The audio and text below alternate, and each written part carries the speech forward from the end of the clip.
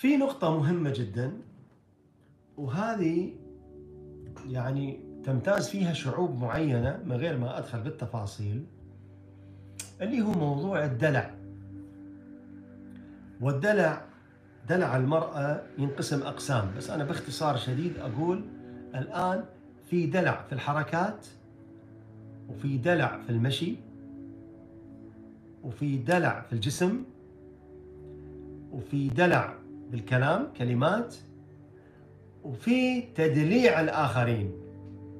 يعني هم 6، بس إذا حبيتوا هذه نخصص لها لقاء ثاني. الرجل يحب المرأة اللي فيها شوية دلع وتحب الدلعة.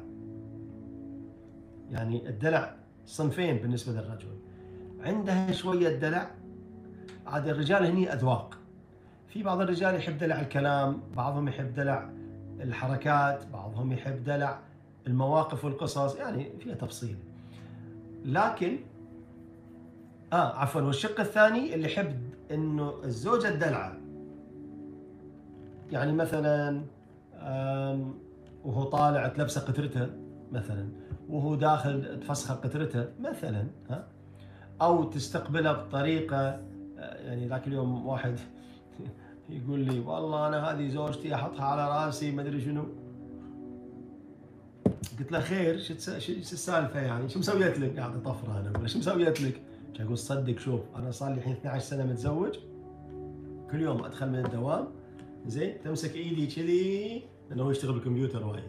يقول تمسك ايدي وتسوي لي مساج اول ما ادخل البيت، يقول دقيقتين 3 بس، بعدين تسوي كذي لانه كله يشتغل بالكمبيوتر هو زين، بعدين تسوي كذي باصابعي، تسوي لي كذي كذي، يقول 3 دقائق. يقول صدق انا متعلق فيها، والسبه هال3 دقائق هذه. فاذا الرجل يحب انه يشوف الدلع، ويحب انه احد يدلعه. طبعا لها بعد نفسي، بس اذا حبيتوا بعدين نجاوب عليه.